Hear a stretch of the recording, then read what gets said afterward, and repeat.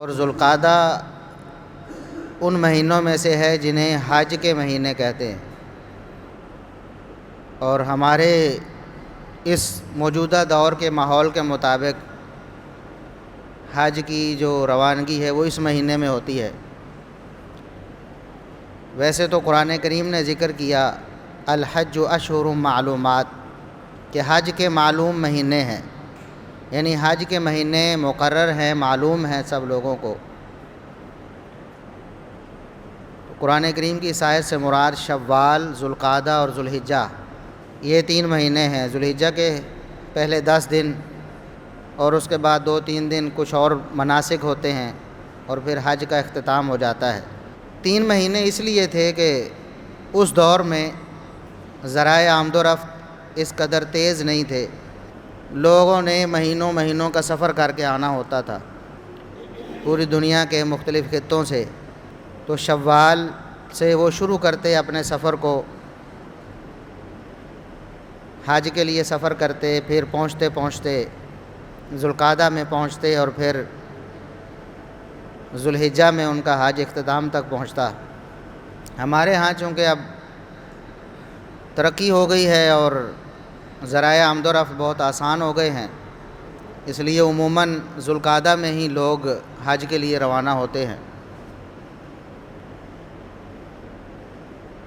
اللہ رب العزت نے جو عبادات انسانوں پر مقرر اور لازم کی ہیں، ان میں حج ایک امتیازی حیثیت رکھتا ہے۔ نبی کریم صلی اللہ علیہ وسلم نے فرمایا بنی الاسلام علی 5، اسلام کی بنیاد 5 چیزوں پر ہے۔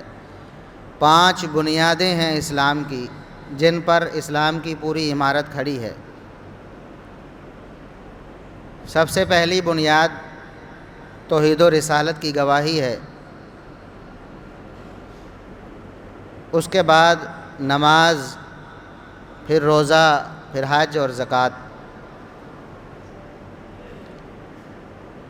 جس طرح توحید و سنت کے بغیر اسلام قائم نہیں رہتا، جس طرح نماز کے بغیر اسلام کا کوئی تصور نہیں، اگرچہ آج کے دور میں مسلمانوں نے ایسا اسلام بنا لیا ہے اپنے لیے جس میں نماز کی کوئی حیثیت نہیں۔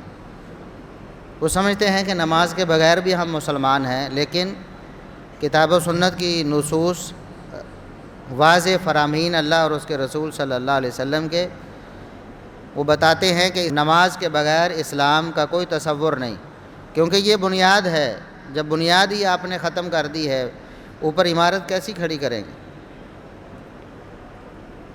تو جس طرح نماز فرض ہے، اسی طرح روزے اللہ رب العزت نے فرض کیے ہیں،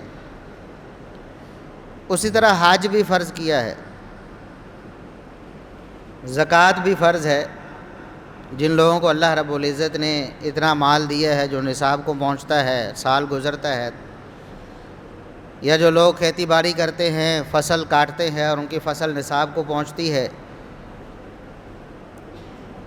تو یہ اللہ رب العزت کی طرف سے فرض کردہ 5 بنیادیں ہیں جن کے بغیر اسلام قائم نہیں رہتا۔ تو حج ان 5 بنیادی ارکان میں سے ایک رکن ہے۔ ہمارے ہاں عمومی طور پر بہت زیادہ سستی اور کاہلی سے کام لیا جاتا ہے۔ نماز لوگ پڑھ لیتے ہیں جن کو اللہ نے توفیق دی ہے، اگرچہ اس میں بھی بہت سستی ہے۔ روزے رکھ لیتے ہیں، اگرچہ اس میں بھی بہت سستی ہے۔ لیکن حج کے حوالے سے سستی انتہا کو پہنچی ہوئی ہے۔ گویا ہماری زندگی میں تو گویا حج جیسی کوئی عبادت فرض ہے ہی نہیں۔ مسلمانوں نے ہمارے اس ماحول معاشرے میں حج کے بارے میں کبھی سنجیدگی سے سوچا ہی نہیں۔